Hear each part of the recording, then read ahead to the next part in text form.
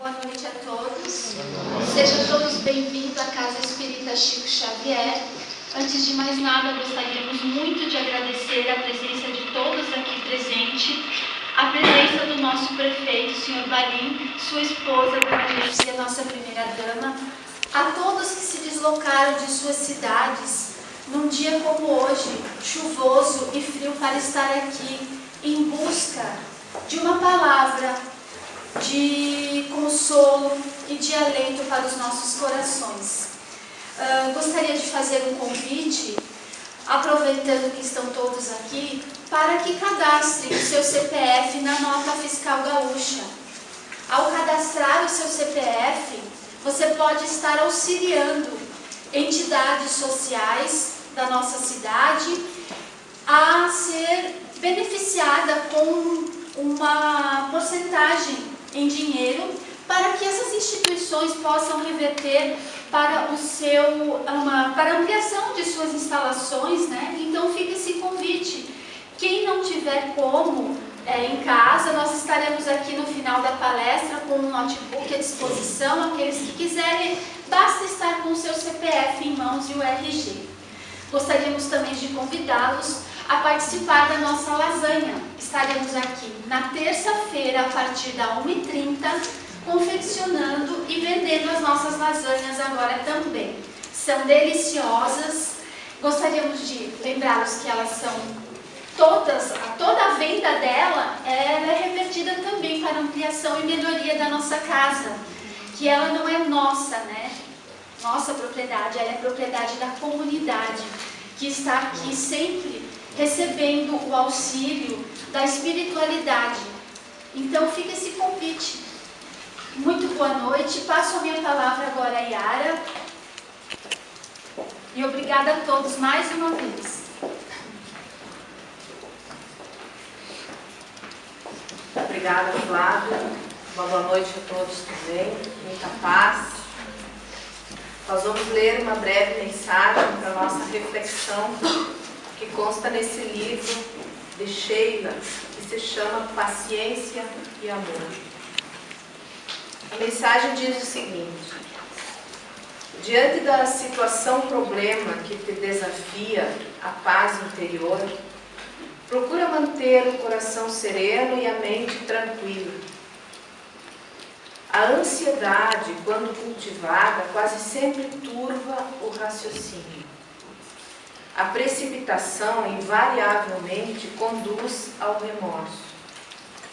Ainda que tudo contrarie as tuas expectativas, segue fazendo o melhor ao teu alcance, confiando que quando a palavra não esclarece, a experiência ensina. Assim, retempera o ânimo e segue adiante, combinando amor e paciência, porque a união dessas duas virtudes sempre resulta na superação da sombra, seja hoje ou mais além. Convites de Sheila é o nome desse livro de mensagens. Se alguém tem interesse, ele pode ser encomendado. Então agora nós sempre temos como hábito iniciar as nossas atividades com uma oração. Então nós convidamos a todos os que quiserem fechar os olhos para uma melhor concentração. E nós vamos então pedir a Deus,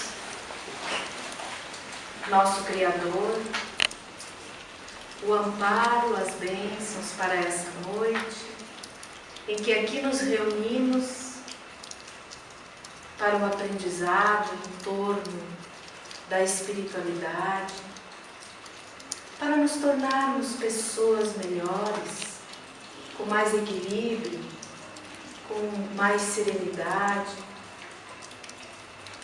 com uma qualidade de vida melhor, com mais paz. Esse é o intuito de buscarmos reuniões como estas, para o fortalecimento do nosso ânimo, para a compreensão das coisas além da matéria, para o nosso autoconhecimento. Que Deus, através dos seus mensageiros sublimes, envolva todos nós com o seu amor e que nós possamos ter aqui bons momentos. Que assim seja. Então, nessa noite nós contamos mais uma vez, para nossa alegria, com a presença do Fábio Frank, que é médico oncologista do Hospital de Caridade de Juí. É também o coordenador do CACOM, Centro de Alta Complexidade em Oncologia, centro esse que funciona junto ao Hospital de Caridade de Juí. E é espírita, expositor aqui dessa instituição e também de outras instituições da região. O Fábio é também um grande amigo nosso, é uma pessoa que é muito solidária e hoje ele vai falar sobre os inimigos da alma, citando a ansiedade, o medo, a solidão e a rotina. Após a sua exposição, ele sempre deixa um espaço para questionamentos, para algum depoimento, alguma fala que alguém possa querer fazer. Então, sinto-se muito à vontade para que nós possamos juntos ter o aprendizado, as reflexões necessárias para todos nós. Convidamos, então, o Fábio para iniciar a sua fala.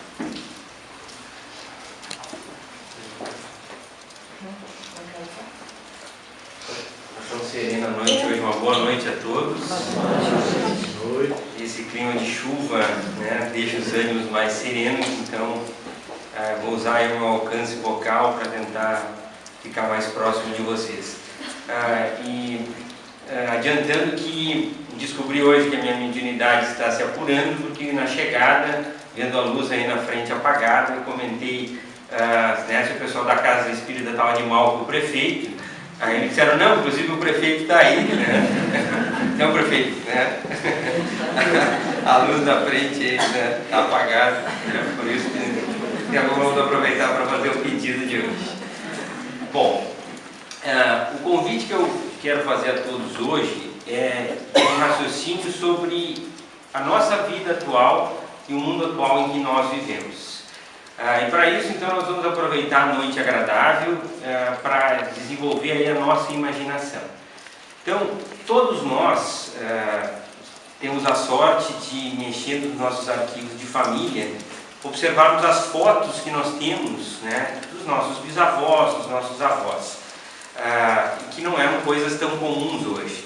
Hoje em dia, acho que uma criança de um ano, um dia de vida, né, deve ter mais fotografias do que os nossos avós, né, provavelmente no passado. Mas é interessante observar que quando nós olhamos essas fotos com atenção, nós vemos que as pessoas estão ali em poses geralmente sérias, né, e que essas fotos então flagravam as pessoas num momento onde elas se expressavam como? Elas estavam sérias, né, elas estavam às vezes contemplativas. Eu encontrei uma foto dos meus bisavós que, assim, todos extremamente sérios, você não encontrava ninguém sorrindo.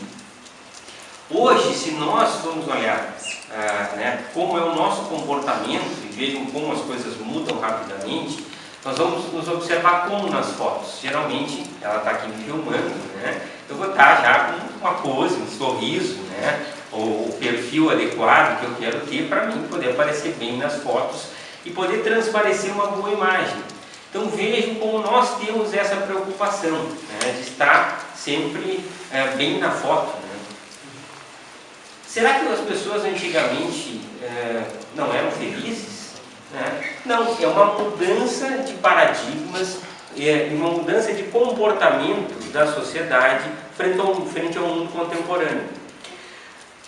Onde é que eu quero chegar? O exemplo clássico e típico disso é o Facebook.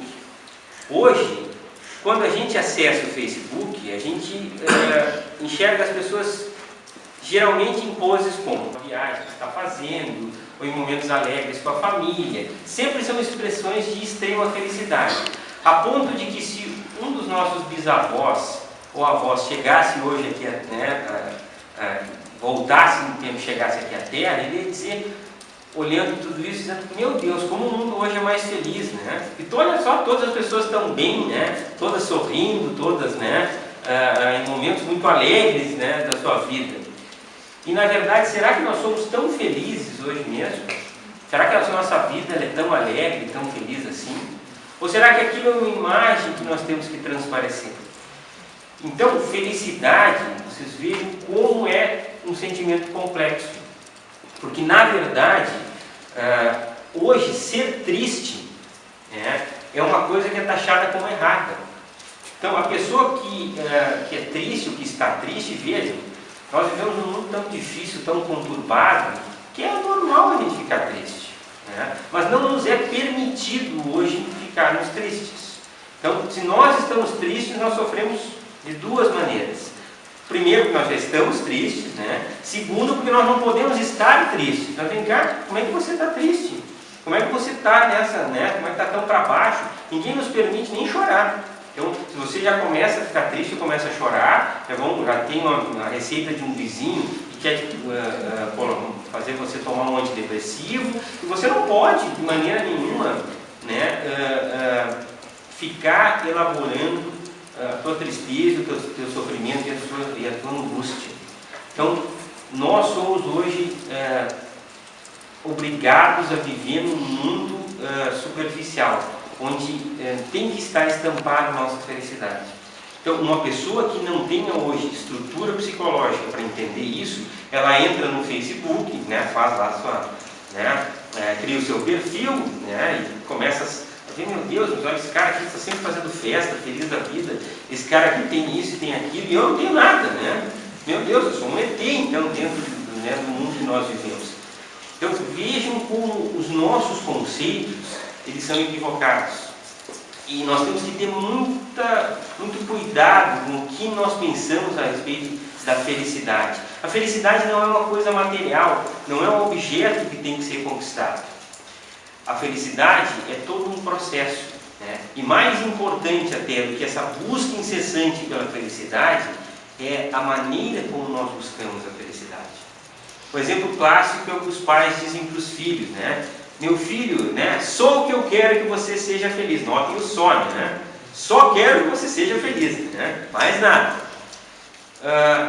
Quando nós deveríamos estimular esse processo, essa busca, né? O que vai tornar você feliz? O que traz felicidade hoje para a nossa vida? Freud, né, que é o pai da psicanálise, colocava que todos nós vivemos essa angústia do nada, né? A angústia do vazio existencial.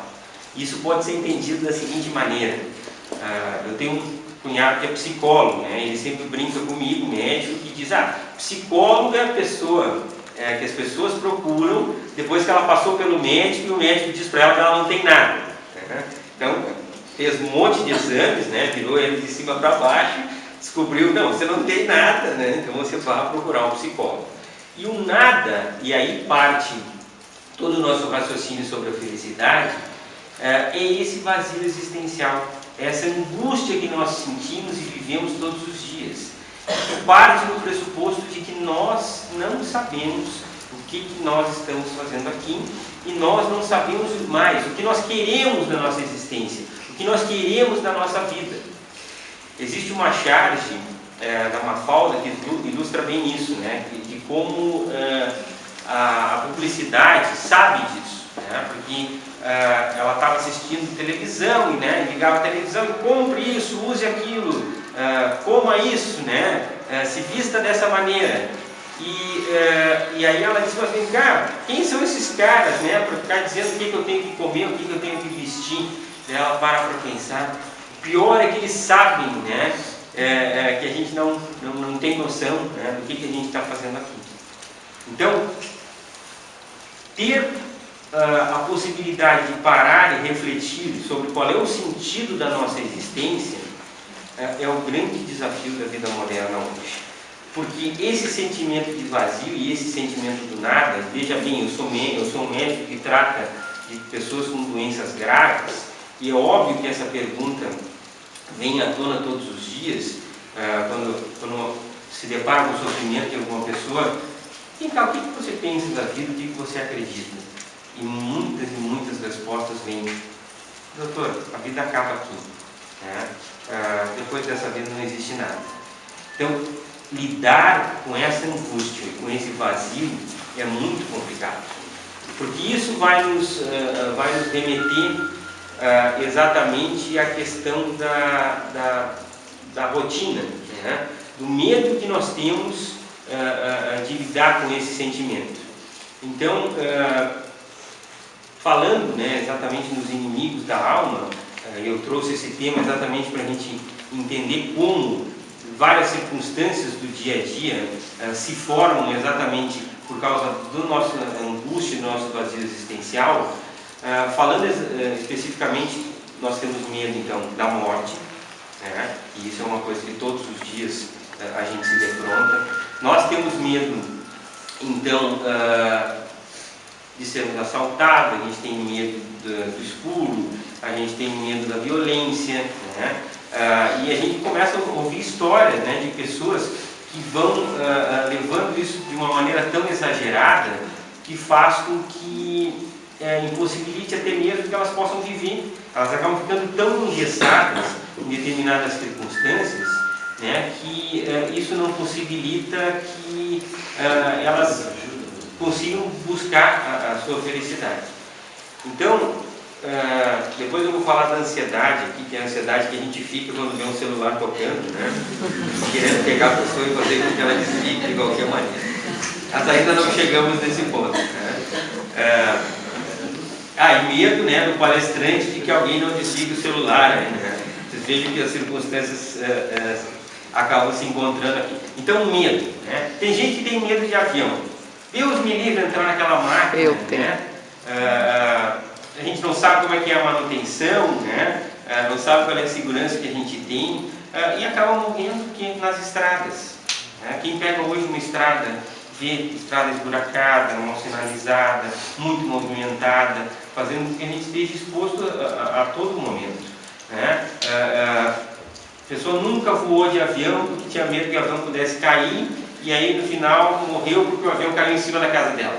Né? Então, determinados medos, né, não se justificam. Eu vi uma história em que era um casal, né, cada um tinha o seu carro, e aí a esposa ligou para o marido dizendo: olha, meu carro não está funcionando, né, eu preciso ir visitar uma amiga, e assim, eu vou então de táxi, mas fica tranquilo, né, então eu vou 3 horas e vou voltar às 17 horas. E assim ela fez, 17 horas depois de visitar a amiga, conversar bastante, desceu do prédio, foi até a frente, né, esperar então o táxi que viria buscá-lo, quando de repente ela viu uma pessoa que estava próxima, né? E aí ela ficou um pouco assustada. Aí daqui a pouco ela viu a pessoa abanando para ela. E aí ela ficou, olhou em volta, não tinha mais ninguém, né? E aí essa pessoa começou a se aproximar e ela saiu caminhando.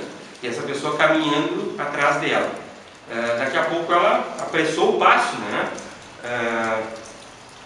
E a pessoa apressou o passo atrás dela e ela começou a correr. Aí até que ele gritou: sua louca, sou eu, teu marido, eu vim te buscar. Então, medo, né? Como a gente tem que cuidar para que a gente também não se neurotize em determinadas situações, com que fazem com que a gente não saia mais de casa. E a partir disso a gente começa a estabelecer determinadas rotinas. Quem de nós, né, não para perceber que com o tempo, com a idade, a gente vai ficando cada vez mais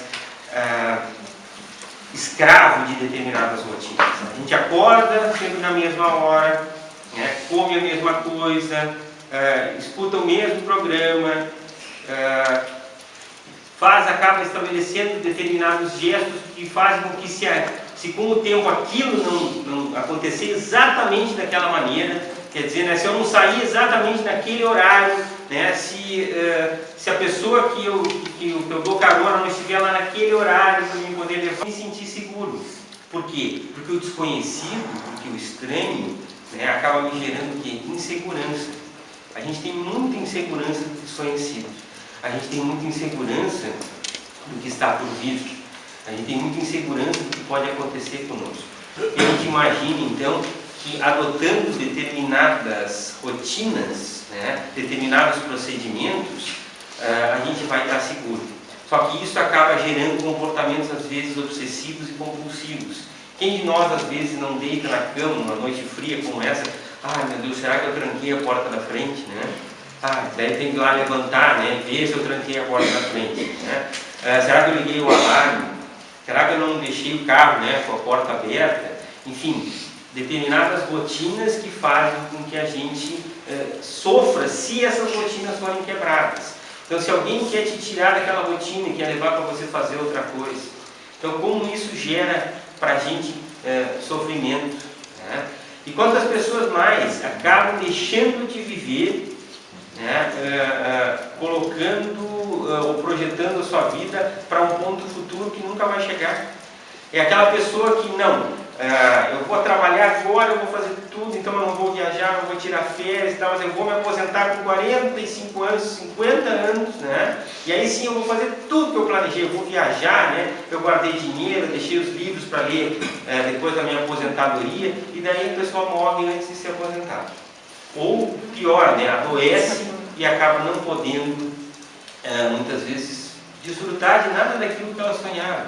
Então a rotina, ela tem que ser cuidada, porque é um mal que vai, às vezes, nos minando e nos deixando cada vez mais dependentes e fazendo com que a gente não possa viver, né, e nem possa buscar o desconhecido. Então, que a gente possa comer coisas diferentes, mudar um pouco o nosso roteiro do dia a dia, né? Quem sabe você vai para o trabalho sempre pelo mesmo caminho, mudar esse caminho. Por que não mudar a nossa maneira de ser, a nossa maneira de pensar, ler coisas diferentes, assistir programas de televisão diferentes e que possam ser um pouco mais educativos e um pouco mais positivos dentro daquilo que a gente estabelece. Então, porque nós estabelecemos essa rotina.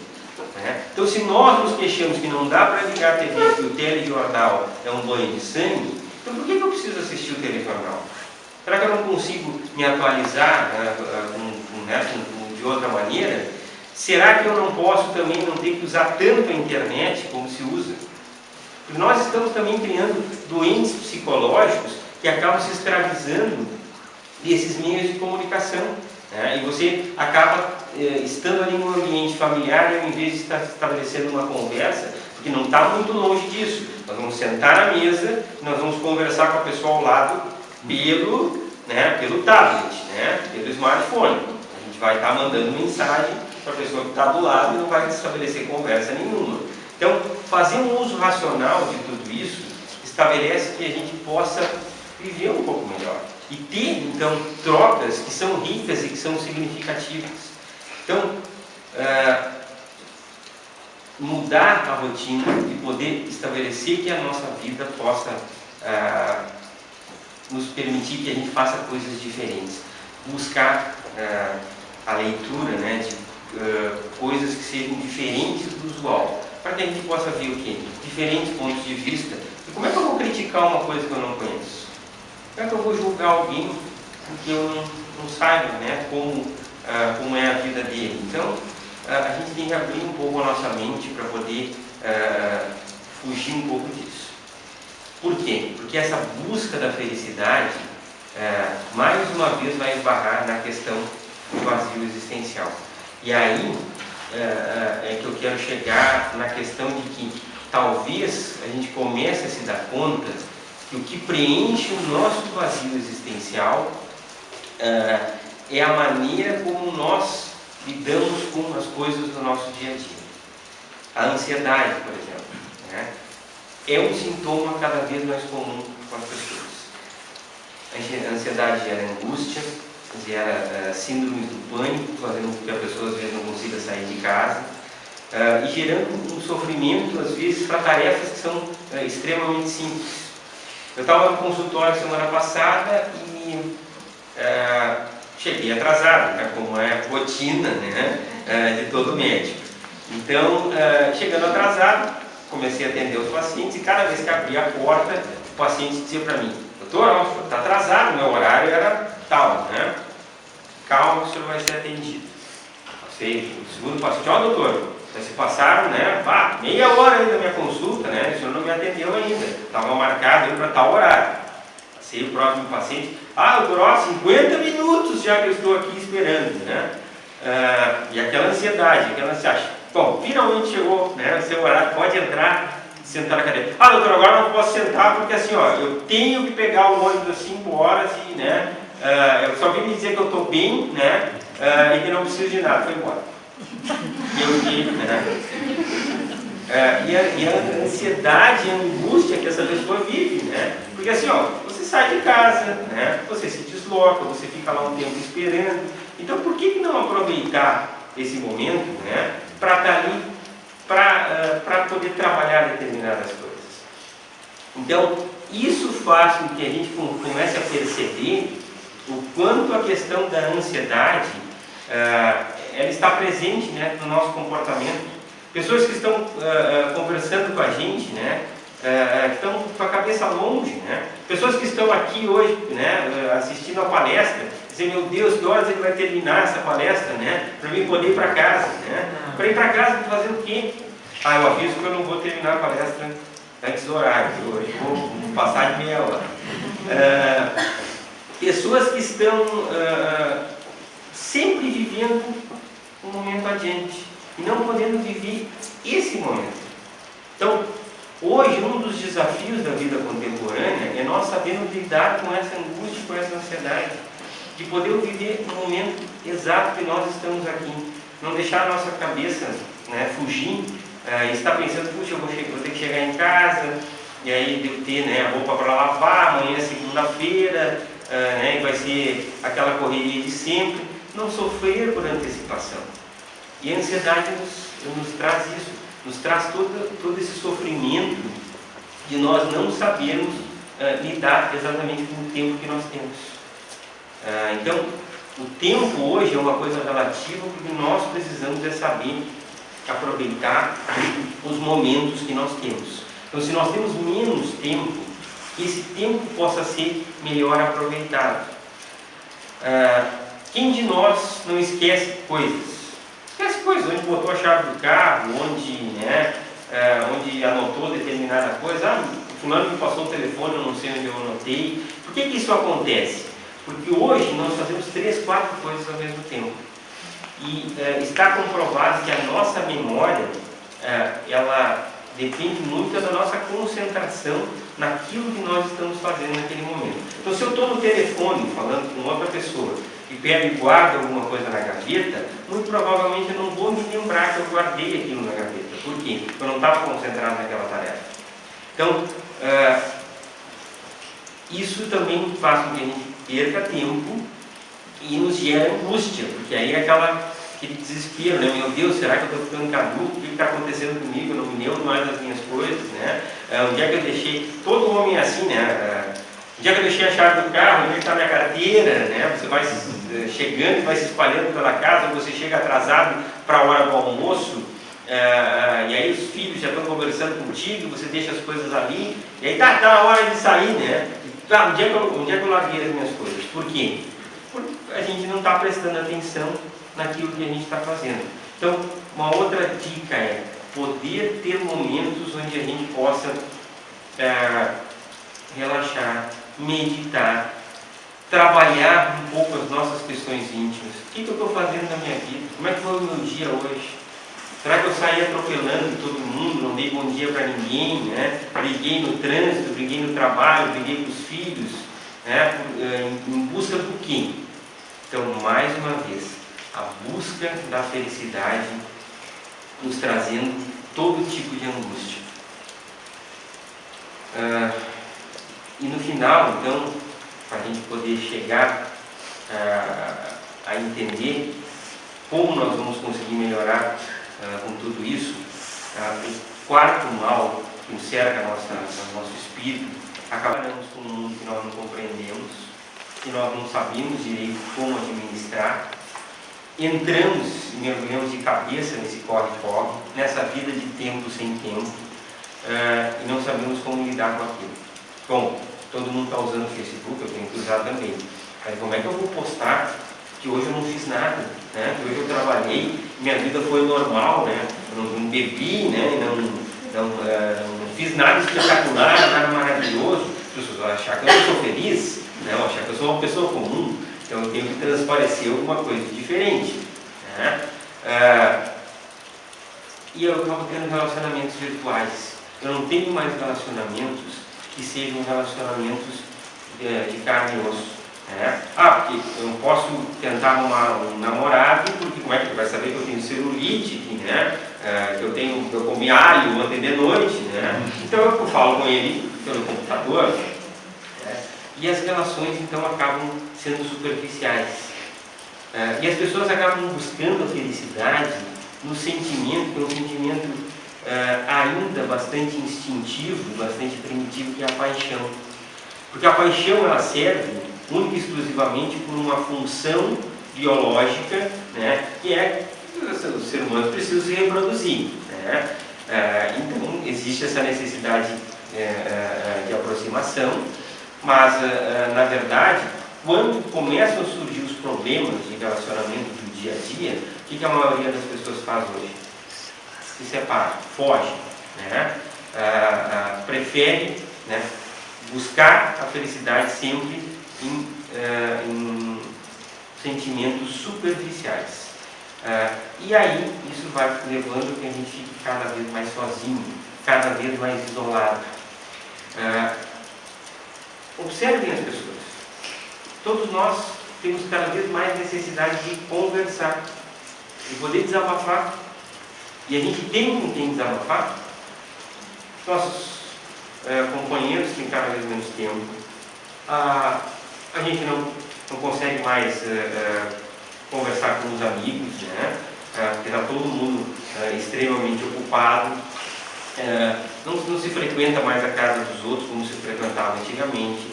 Então a gente tem muita dificuldade de poder desabafar, de poder conversar. E a gente vai se cercando, vai se isolando, né? E vai gerando cada vez mais angústia, né? Cada vez mais incerteza, que se deixa contaminar por toda essa perturbação do ambiente, que nos faz tentar buscar então algo que possa suprir esse vazio. Então a solidão hoje ela é paradoxal, porque nós nos sentimos sozinhos no meio de uma imensa multidão. Então vejo como isso é difícil e como é que consegue se quebrar isso, tentando entender um pouco melhor esse conceito de felicidade, que está mais uma vez na busca do ser humano de preencher esse vazio existencial. Joana de Ângeles nos diz que é melhor amar do que ser amado. E aí as pessoas param para pensar: não, eu preciso ser amado, eu quero ser amado por todas as pessoas que me amem bastante. Isso não preenche o nosso vazio existencial. O que preenche o nosso vazio existencial é a nossa capacidade de amar. E volto a dizer, não só o amor-paixão, né, que é um sentimento ainda instintivo, mas o amor verdadeiro, que é o amor ao próximo. E aí que entra então um conceito de felicidade que vai além das coisas materiais. Eu não vou conseguir suprir esse vazio existencial e encontrar a minha felicidade nas coisas materiais, né? Não vou conseguir uma casa nova, um carro novo. Posso até me sentir confortável com aquilo, mas no dia seguinte, né, eu não vou querer mais, né?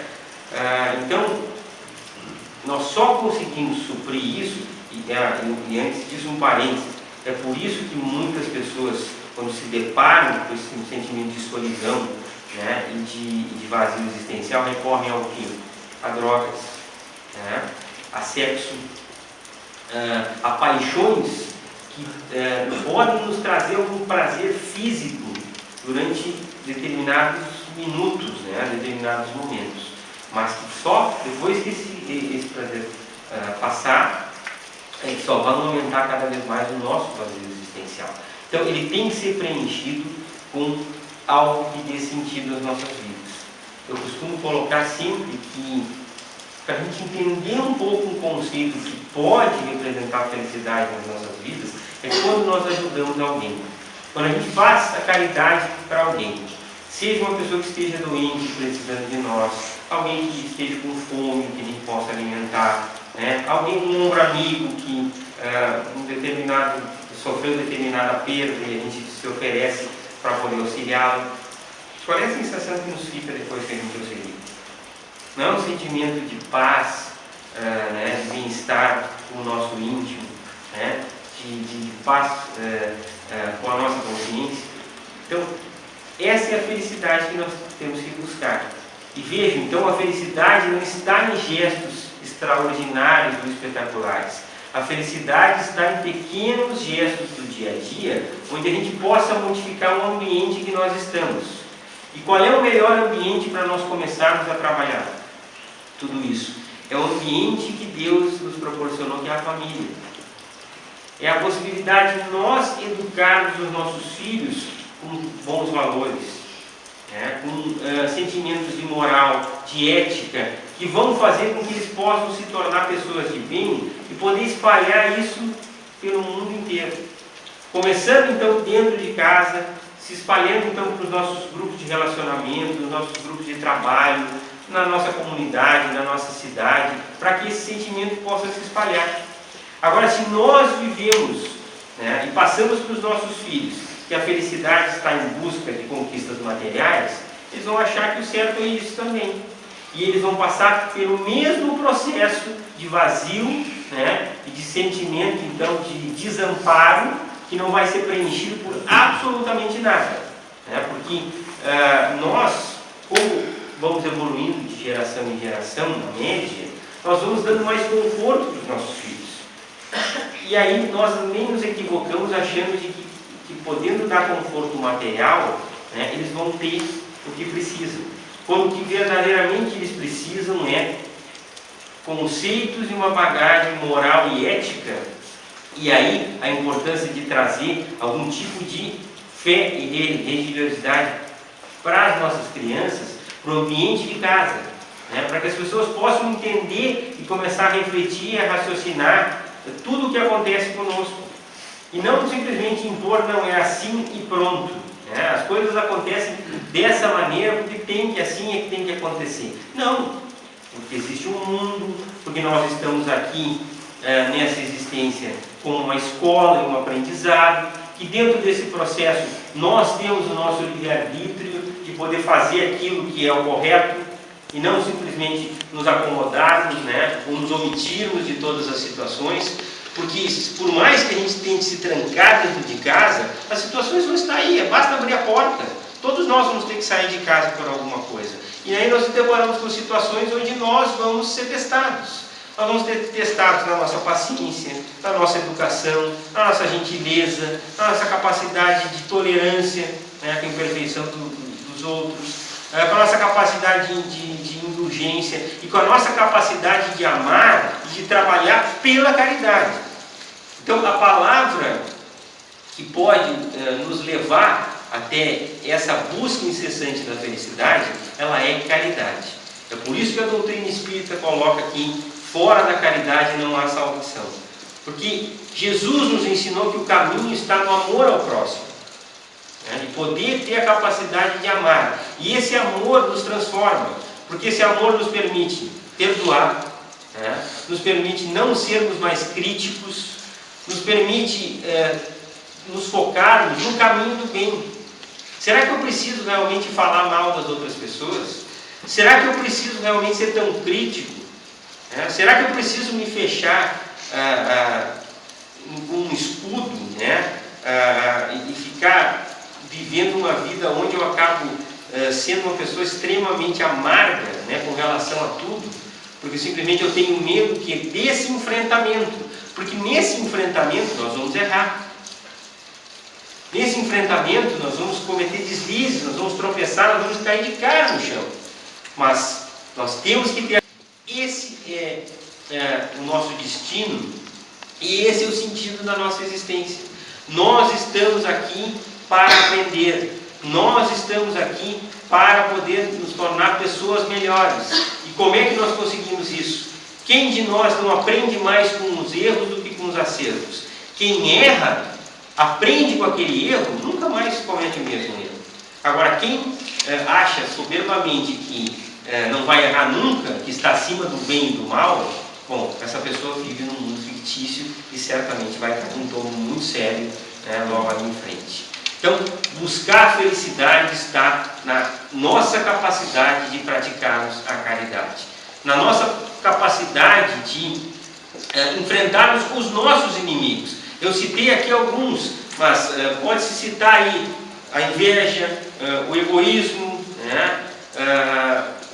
tantos outros sentimentos que são nocivos, e que podem ser administrados de que maneira? Focando a nossa vida para o bem. Não nos preocuparmos mais tanto com a nossa aparência, o que a gente deixa transparecer, porque vocês acham que lá no fundo as pessoas não sabem quem nós somos? Que nós, na verdade, vestimos uma fantasia e tentamos passar para as outras pessoas uma determinada imagem, mas quem nós somos, na realidade, se conhece quando? Nas relações do dia a dia. Sempre coloco, não adianta nada eu estar aqui dizendo belas palavras, se amanhã, segunda-feira, uma pessoa precisar do meu auxílio, uma coisa bem simples que esteja ao meu alcance, e eu virar as costas e dizer, eu não tenho tempo, eu sou muito ocupado, eu não vou poder fazer nada disso. Eu nunca, e vou aproveitar a presença aqui dos pais do Cauê, eu nunca me esqueço da história do Cauê, e essa história eu conto mais nas palestras, que eu era muito jovem, o tempo passa rápido, e quando eu encontrei vocês, estavam na porta do meu consultório e eu estava saindo com a Yara para ir fazer uma palestra em outra cidade. E naquele momento eu olhei para o relógio e disse, se eu atendê-los eu vou perder o horário da palestra. E aí, aqui que a intuição me disse, peguei vocês pelo braço e atrase-se a palestra. E conversamos, e para mim posso dizer que foi uma das experiências mais importantes da minha vida. E que Deus deu o privilégio de eu conhecer vocês. Chegando na palestra, que o público era no CTG, a Yara adora me botar para fazer palestra em CTG, deve ser alguma necessidade, não só de comida italiana, que os espíritas adoram, pizza e lasanha, mas deve ser porque eu gosto de churrasco. Chegando no CTG, recebi uma vaia daquela, cheguei assim, todo mundo, olha a hora, que horas isso vai terminar, E eu comecei a palestra e daqui a pouco eu coloquei no meu lugar o que vocês fariam. E se eu não tivesse atendido, se eu tivesse negado o atendimento, o que eu ia estar fazendo na palestra lá? Eu estou fazendo o quê? Eu estou perdendo tempo, arrumar minhas coisas, porque palavras só não bastam. As palavras servem sim de motivação, de inspiração, para que a gente possa modificar os nossos gestos. Mas nós temos sim que modificar o mundo que nós vivemos pelas nossas atitudes. E veja bem, ninguém é perfeito, eu estou muito longe disso, pelo contrário, sou uma pessoa cheia de defeitos, mas nunca vou abrir mão de tentar fazer algo de diferente. E é isso, talvez, que possa preencher o nosso vazio existencial. Vocês acham que as pessoas trabalham aqui na casa espírita, pura e simplesmente porque não tem o que fazer? Não, todos nós temos os nossos compromissos, mas é pelo sentido que isso dá às nossas vidas de poder trabalhar na caridade. Isso independe de religião, de crença, de posição que a gente assume. É tão fácil, existem várias oportunidades, tantas pessoas necessitadas, precisando de auxílio das mais diferentes maneiras. Então, começarmos a modificar a nossa maneira de pensar e a nossa maneira de agir, para que a gente possa sim passar esses valores para os nossos filhos, passar esses valores para as nossas pessoas, porque aí a minha crença e o que a gente pratica aqui dentro, a nossa vida não termina aqui. Essa é só uma passagem, essa é só uma etapa de tantas e tantas etapas que nós vamos ter que cumprir. Na semana passada, uma paciente doente, né, em tratamento comigo, me disse: "Pá, doutor, eu estou em tratamento há tanto tempo, né, e estou bem", e a minha irmã passou pela mesma coisa, e ela, 15 dias depois do diagnóstico, né, ela acabou desencarnando e foi. Por que tem que ser assim? Porque talvez ela tenha cumprido a missão dela e não fosse mais necessário ela ficar aqui nesse plano.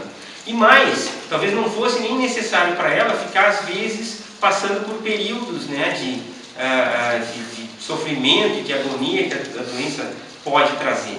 Então, às vezes, nos é dado como benefício a gente partir de uma maneira mais tranquila. Mas se nós acreditarmos, né, nisso, se nós acreditarmos que estar aqui tem um sentido, né, que existe um sentido na nossa vida, na nossa felicidade e no nosso sofrimento, né, e que se o sofrimento, se a felicidade passa, o sofrimento também passa. Chico Xavier disse que quando uma vez ele estava doente, o Emmanuel, que era o espírito, era o guia dele, mandou ele botar no pé da cama, assim, ó, isso também passa, né? Para que ele lembrasse disso nos dias ruins e nos dias bons, para que ele entendesse que são ciclos que a vida acaba passando e que nós também, então, temos que aprender com tudo isso. A maior atitude, o maior gesto continua sendo servir, continua sendo o gesto que Jesus nos ensinou, que é a prática do amor ao próximo, da caridade. Sem dúvida, isso vai nos libertar para que a gente, no futuro, não necessite de tantas coisas. Porque a gente ainda, como necessita, né, de muitas coisas, né? A gente precisa, às vezes, de inúmeros aparelhos eletrônicos, bugigangas dentro de casa, e a nossa vida vai se tornando cada vez mais complexa, né? A gente vai criando toda uma teia de necessidades, quando talvez a sabedoria só vai chegar quando a gente entender que a gente tem que começar a se livrar de muitas coisas, né? E viver com aquilo que realmente é o essencial, né? Que é aquilo que nós carregamos no nosso íntimo, porque nosso espírito é imortal, e acreditando na imortalidade da alma e do espírito, a gente sem dúvida vai entender que nós vamos voltar aqui tantas e tantas vezes quando seja necessário para a nossa evolução, para que finalmente a gente possa chegar a ser o espelho daquilo que Jesus nos colocou, né? Pessoas que estejam livres de tantas mazelas, de tantos sofrimentos, porque conseguem praticar o bem. Essa é a mensagem que eu queria deixar na noite de hoje. Eu agradeço a presença de todos nessa noite chuvosa, e como é de rotina, né, tem que quebrar essa rotina, eu abro agora então para perguntas e fico à disposição de vocês, seja para qual for o assunto. E é uma rotina boa, né? É muito necessário. Quando a gente terminar a palestra, a gente sempre tem uma história para contar, né? Terminando a palestra, era uma cidade que é a primeira vez que a gente tinha ido, e aí nós abrimos para pergunta, e o apresentador disse: não, o doutor veio de tão longe, né? Não vamos cansar ele com mais perguntas, né? E aí ela estava do lado, tomou o microfone do cara e disse: não, nós viemos de tão longe, né, exatamente para poder trabalhar, então nos deixe fazer nosso trabalho. Foi uma noite muito produtiva, surgiram várias perguntas. Já podemos começar.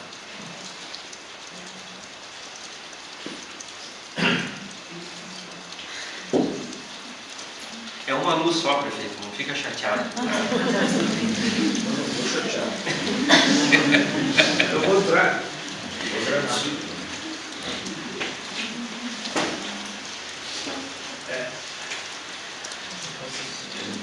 Fábio, aproveitando isso,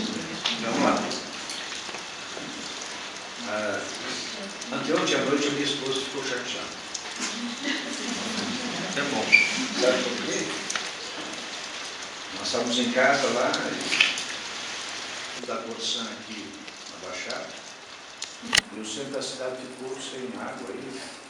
Inclusive eu saí de manhã, fui tomar banho, estava sem água. Passou o dia, à noite, na parte mais alta não tinha água. E à noite, uma pessoa ligou lá em casa pedindo isso. Para eu mandar um litro d'água. Era uma vergonha a cidade, sem nada. Que era uma vergonha a cidade sem água. E o prefeito em casa. E o prefeito em casa. Sem poder sair porque não tinha tomado banho. É assim, eu não tinha tomado banho, evidentemente.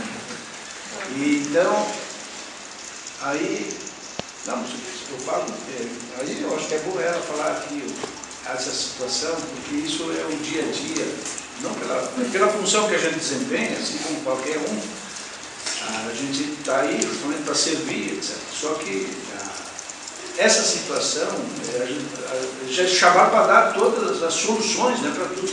E a questão da água nem importa diretamente ao município, é a Corsã, enfim.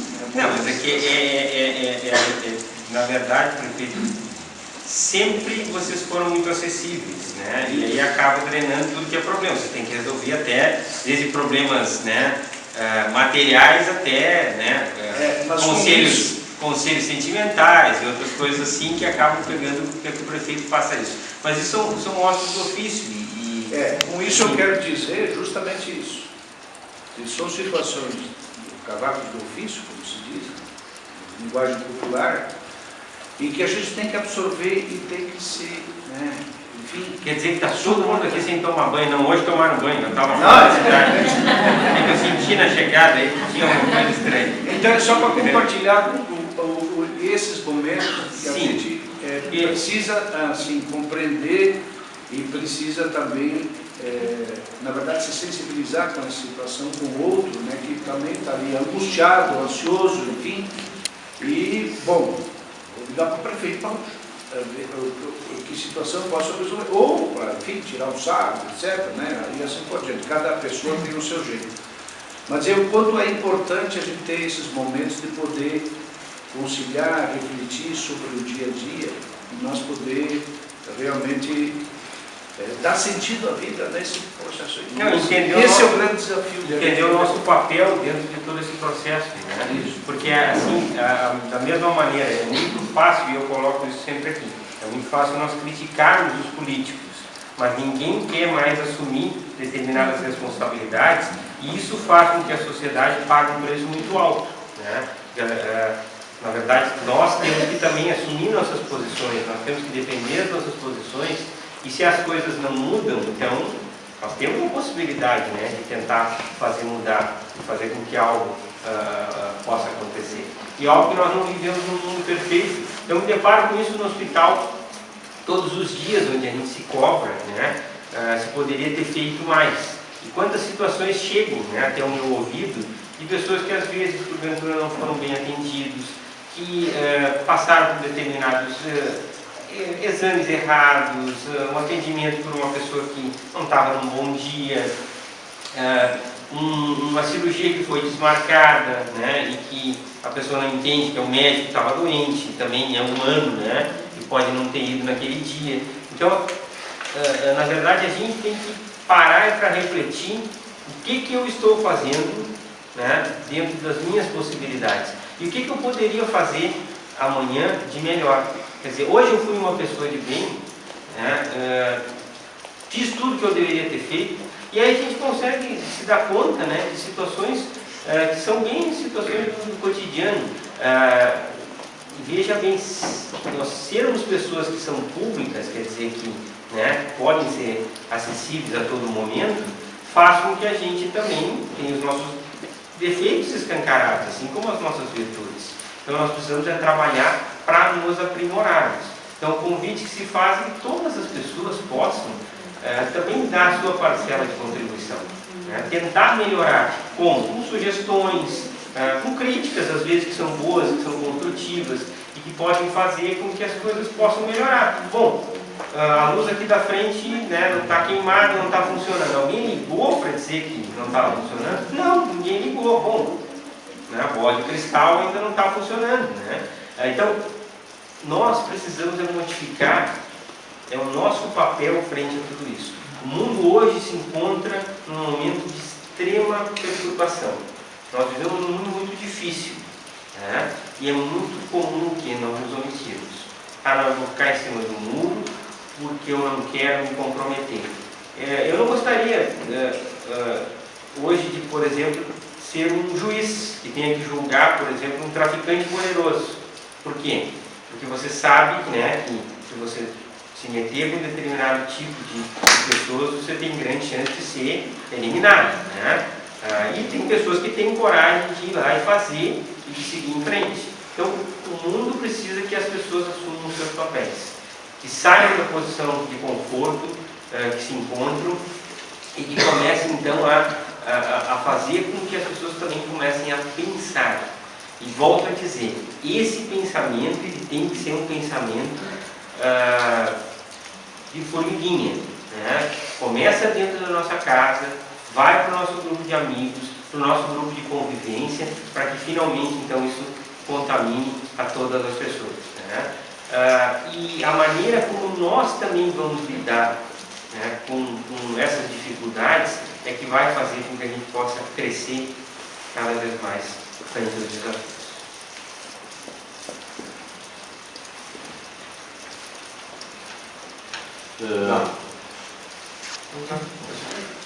Em relação ao medo, quando se tem medo assim, de algo que existe o medo, sabemos que temos que enfrentar, mas não sabemos como enfrentar, ou às vezes até medo de algo que a gente sabe que não existe, um pânico, por exemplo. Como enfrentar, o que pode ser feito, como trabalhar para trabalhar essa questão do medo? O que a gente pensa é que o medo tem muito a ver com a nossa culpa que nós temos e que alimentamos todos os dias. E todos nós temos que lidar com a nossa culpa de não ter feito determinadas coisas, né? De não ter cumprido bem o nosso papel, de termos errado em determinadas situações. E aí acabamos nos cobrando de uma maneira muito intensa. Porque assim como nós temos que perdoar as outras pessoas, nós também temos que aprender a nos perdoar. Então nós precisamos nos sentir culpados como um benefício para que a gente não erre mais, e não cometer o mesmo erro. Mas não ficar se penalizando. E às vezes o que o nosso inconsciente faz? Ele nos massacra, né? Faz com que a gente fique se cobrando cada vez mais e faz com que a gente então se afaste e se isole. Então esse é um isolamento inconsciente. Como é que se lida com isso? Né?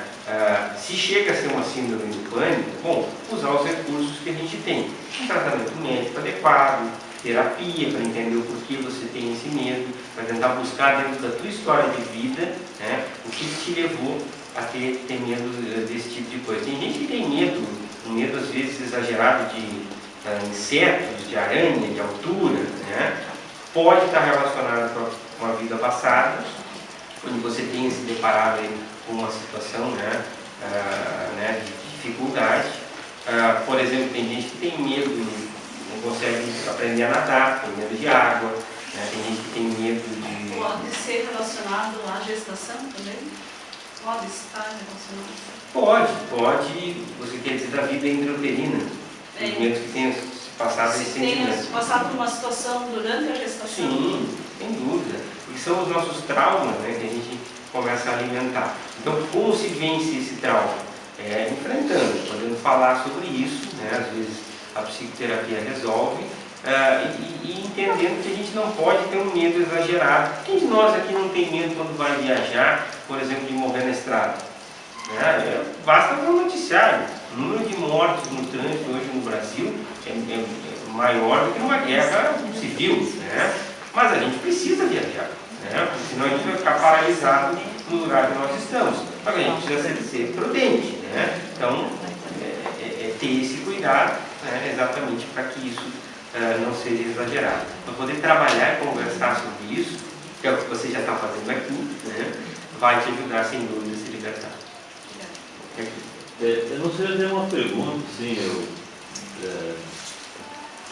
até diria assim que a humanidade hoje, eu penso, que nós estamos numa fase, o ser humano hoje está muito mais para a crítica, muito mais criticando, né? do que procurando soluções. Você mesmo, mas eu penso praticamente que as pessoas criticam muito hoje e, em vez de apresentarem soluções, as pessoas passam a criticar algo que daqui a pouco nem conhecem. Né?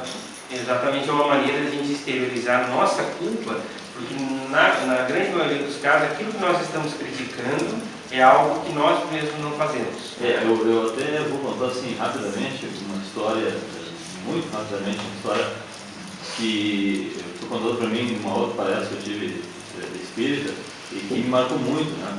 E que ele falava de um senhor, né, que um monge foi visitar uma casa de pessoas no interior, não interessa o país, mas uma casa muito humilde, estava caindo de pedaços a casa, e essa pessoa vivia com uma vaca, a vaca alimentava a família toda, tinha uma mulher, 2 filhos e a vaca alimentava a família. Né? E o monge foi muito bem tratado quando chegou lá, né? Ele inclusive deixou de dar quase, repartiu o pouco que ele tinha com o monge e o assistente dele. E ficaram lá 2 dias, né? E o monge perguntou então para o dono da casa como era a vida dele. Ele disse: não, é a vaquinha que nos alimenta, a vaquinha que nos dá comida para nós, e graças a essa vaquinha aí que nós então sobrevivemos. E no segundo dia que ele estava lá, o dono da casa disse: olha, nós estamos indo então na cidade, vender o leite, que é como sustenta, e o senhor fica aí. E o monge ia embora aquele dia, né? E o monge falou quando eles estavam saindo da casa, ele falou pro companheiro dele, no caso, né? O mestre não, o assistente dele, né? Disse para ele o seguinte: olha, você pega a vaca e manda ela pegar abaixo e mata a vaca. E o assistente ficou: meu Deus do céu, vocês estão bem tratados aqui, mas como é que o senhor vai fazer uma coisa dessa aí? O senhor vai, a família vai morrer de fome. Não, faça isso, pega a vaca e toca pela abaixo e mata a vaca. E o assistente, como não tinha como, né, argumentar com o mestre, ele fez isso. Jogou a vaca pela abaixo e jogou a vaca. E eles foram embora. Daí 6 meses eles voltaram. Estavam dando a volta. Enfim, aquela região ali, voltaram lá, só que encontraram totalmente diferente. A casa não era mais aquela, tinha um pedaço, eles já tinham comprado. Nossa, estava assim, totalmente diferente. Né? Tinha a casa totalmente reformada. Até o assistente não conheceu, nós estamos realmente aqui onde nós tivemos 6 meses atrás. E ele realmente, nós estamos aqui, a casa de nós. Como é que houve esse transformação? Se graças a vaca que nós não estamos. Mas como isso? Não estou entendendo. Daí ele acabou de explicar. Daí chegou e se apresentou para o dono da casa novamente. O dono da casa conheceu ele lá. Tivemos 6 meses atrás aqui, aconteceu uma desgraça, a vaca nossa caiu no peral, ela morreu. Mas aí a gente ficou, na época nós não sabíamos o que íamos fazer, né? E a gente começou a procurar, saímos da nossa rotina, que era só tirar a lei da vaca e vender, e começamos então a criar galinha, a criar porco, compramos mais vacas, e, enfim, fomos atrás, fazendo coisas diferentes, começamos a plantar também, né? E começou a entrar mais dinheiro para nós. Aí o mestre disse: pois é, eu que na época mandei matar a vaca de vocês. Né? Mas na realidade, um mal que parecia para ele, na época foi um bem que parecia. Então, o que eu tiro disso e o que eu falo para o pessoal? A gente muitas vezes fica num sistema muito cômodo. Nossa vida é sempre a mesma coisa, como você fala da rotina, né? A gente fica numa situação cômoda, está muito bem aquela maneira que a gente faz todos os dias. E muitas vezes a gente nessa rotina não consegue compreender como a gente tem capacidade de fazer coisas maiores. Porque muitas vezes nós criticamos e não nos desafiamos a fazer coisas maiores que a gente talvez consiga ou não, mas se nós não tentarmos, a gente nunca vai conseguir. Isso ilustra a questão do medo, né? Como a gente tem medo também de enfrentar o desconhecido e muitas vezes isso nos freia a tomar passos mais importantes na nossa vida, né?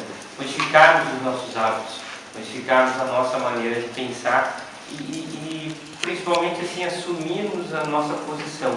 Eu acho que nós precisamos assumir a nossa posição e fazer aquilo que realmente a gente acredita. Né? A história que eu conto de você se assumir, por exemplo, espírita. Né? A grande maioria das pessoas acaba sendo simpatizante do espiritismo, mas tem um medo, né? Puxa, mas eu tenho a minha religião, como é que isso vai, né? Como é que isso vai ficar, né? Será que eu não vou ser punido, né? Então, por via das dúvidas, eu acendo velas aí para vários tipos de religião.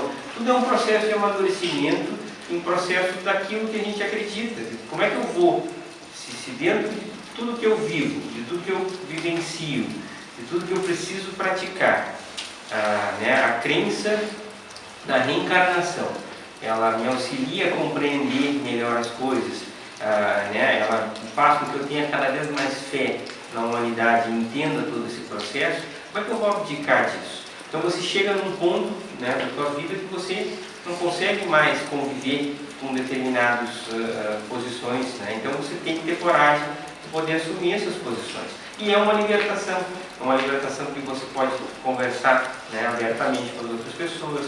As pessoas te procuram, né? Tem colegas meus que me dizem, quando você assume publicamente a posição de espírita, como é que as pessoas encaram esses teus pacientes? Vocês vêm no consultório e conversam, de uma maneira bem tranquila e bem franca. Quando tem alguma dificuldade, alguma dúvida, perguntam, respeitam a minha posição, assim como eu respeito a religião e a posição de cada pessoa, né? Não querer modificá-la, né, de uma maneira, às vezes, forçada, né? Você querer converter uma pessoa a outra religião, isso é uma bobagem, isso é um absurdo. Nós todos despertamos de acordo com as nossas necessidades, né? E existem belos trabalhos muito bonitos, os mais diferentes tipos de religião. E todos nós estamos movimentados pela mesma coisa, que é o bem comum, né? E vamos dar esse passo, né? Não precisamos ser tão radicais de jogar a vaca no precipício, né? Mas todos nós um dia vamos precisar nos desfazer disso. Doutor, só para complementar o que você está falando, eu lembro a primeira palestra, né, que o doutor fez pelo gabinete.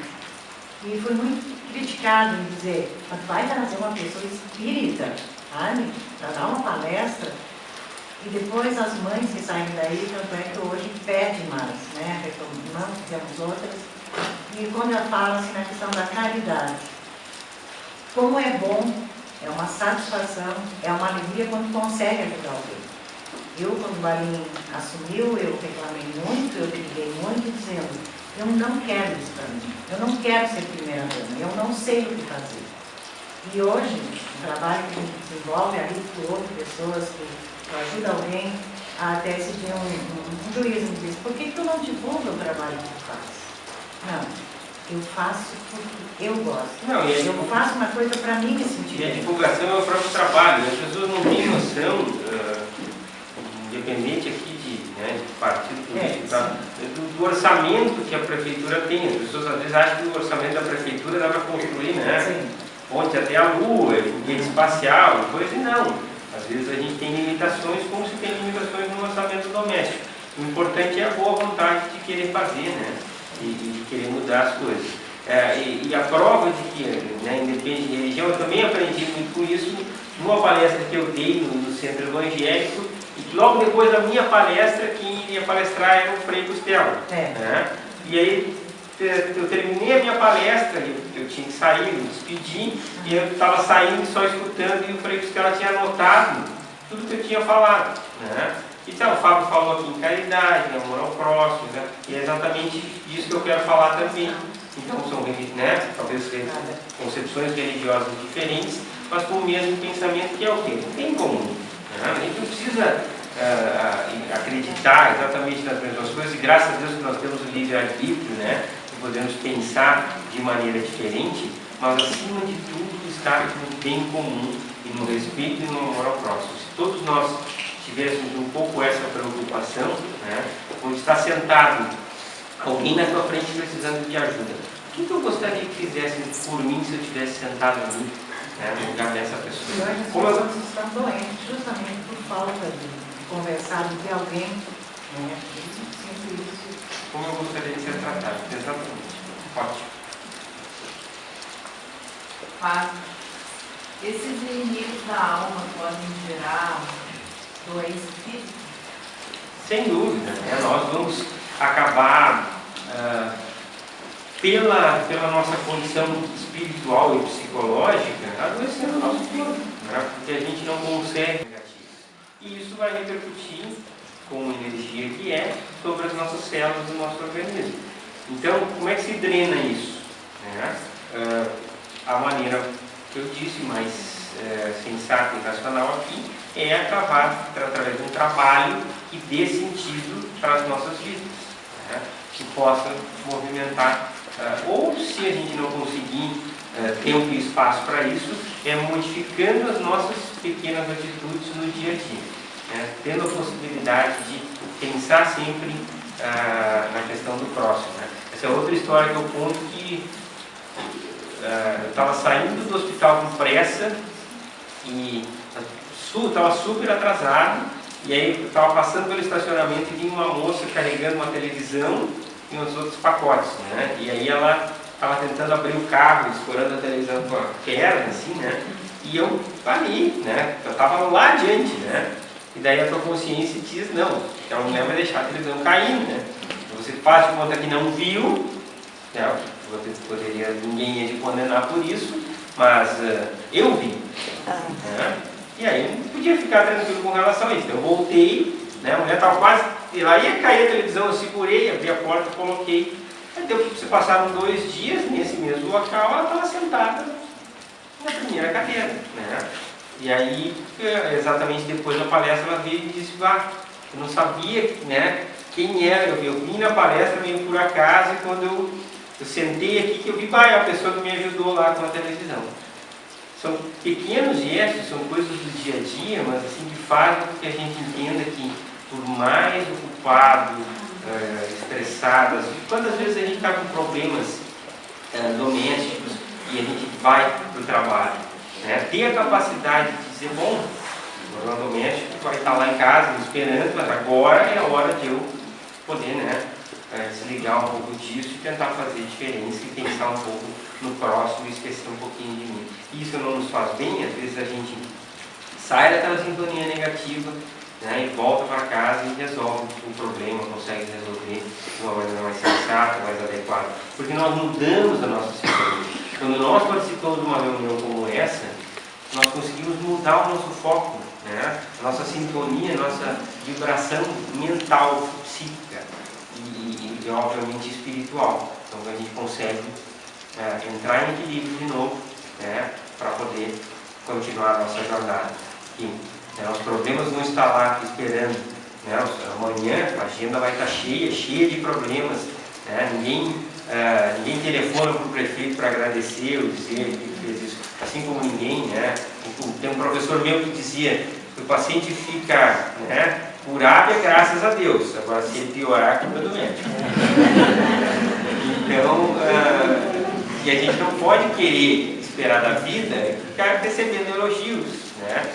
Isso faz parte e é inerente. Mas eu à nossa posição. eu contesto, doutor Fábio. Até eu estou com medo de falar, mas vou falar.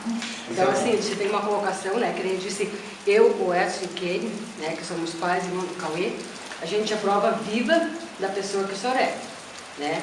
É que a gente se eternamente gratos por tudo que foi feito. E tudo isso que o senhor está falando ali, com certeza não fica em palavras, mas sim em gestos.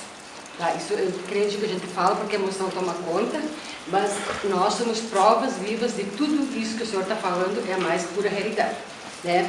E a constatação assim, ó, que nem tudo isso que a gente passou, eu disse às vezes um mínimo gesto, uma mínima palavra que uma pessoa pode colocar para ti, né? Às vezes, pessoas assim que menos a gente esperava, né? Um ombro amigo, uma palavra, um gesto, foi assim o que mais nos confortou nessa perda do Cauê, né?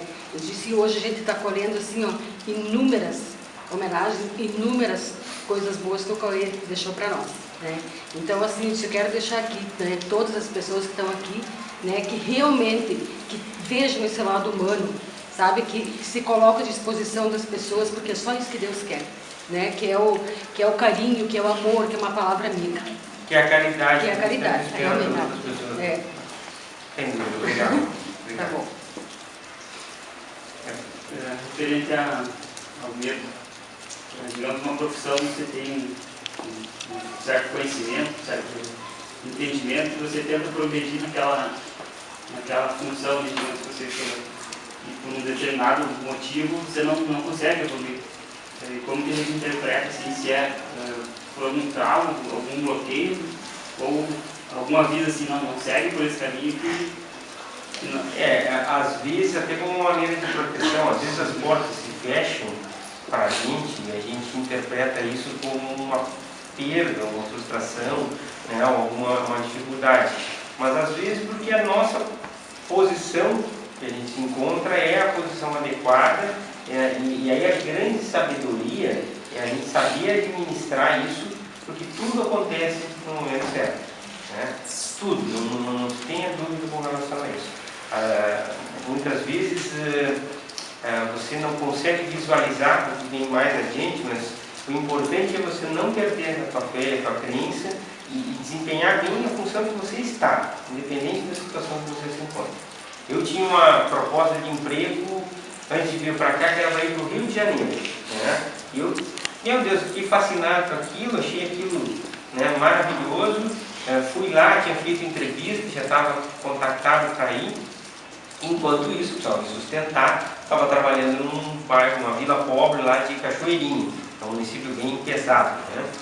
E eu aprendi, e assim, enquanto eu estive lá, né, disse, bom, já que eu estou aqui, né, vou fazer o meu melhor, né? E fiquei amigo das pessoas da comunidade. Foi um processo, um aprendizado fantástico, assim, né, para você desenvolver também a tua humildade. E aí, passado algum tempo, eu estava naquela expectativa e recebi um convite para vir para cá e fiquei, vou para o Rio de Janeiro ou volto para Ijuí, né? Era tentador ir para o Rio de Janeiro. E no último momento da entrevista, o médico, um senhor de mais idade, olhou meus currículos e disse, você tem alguma possibilidade de voltar para essa cidade aqui? Eu disse, por incrível que pareça, sim, eu recebi, né, uma sondagem. Então volta porque aqui você vai ser mais um, né? Você vai ter um emprego, coisa, você vai passar correndo de um lado para o outro, você não vai ter autonomia. Mas se você tem a possibilidade de ir para uma cidade como essa, com certeza a tua vida vai ser diferente lá. Eu gostei de ti e segue a voz, né, da minha experiência. Hoje eu encontro, né, esse médico nos congressos por aí afora, né, e eu sempre tenho a satisfação de dizer para ele, olha, às vezes Deus coloca no nosso caminho determinadas, né, situações. Então, calma, né, eu posso dizer, a vida é longa, né, não sofra por causa disso, né? Eu poderia ter como objetivo de vida, eu falei isso 1000 vezes, vou falar de novo, o objetivo de vida é ser um oncologista famoso nos Estados Unidos, tá? Eu ia ser um cara frustrado o resto da vida, eu não iria conseguir. Agora, se eu entender que eu posso ser um médico, um Ijuí, isso é importante para as pessoas que convivem comigo, né? Tirar um trabalho, né, enorme. E como ainda não deveria, mas como ainda não surpreende a gente entrar em qualquer local que a gente tenha um atendimento público, a gente ser bem atendido. A gente sai de lá encantado, né? Porque isso nos chama a atenção. Mas isso deveria ser a regra, né? Isso é uma exceção. E por que é exceção? Porque as pessoas estão lá e não sabem o que estão fazendo lá. Porque elas sempre acham que poderiam mais e querem ter mais. Tudo a seu tempo, né? Chico Xavier dizia que nós estamos no corpo que nós precisamos estar, a situação de vida que merecemos, a família que nós precisamos ter, moramos na cidade e precisamos morar, né? A gente vai para a Europa, lá fica encantado, tudo funciona, que é uma beleza. Deve ser fácil ser prefeito da Europa, né? Mas o nosso compromisso é aqui, né? Então, se tiver aqui lugar, coisa, porque nós temos o compromisso é com esse local, não é à toa que nós estamos aqui.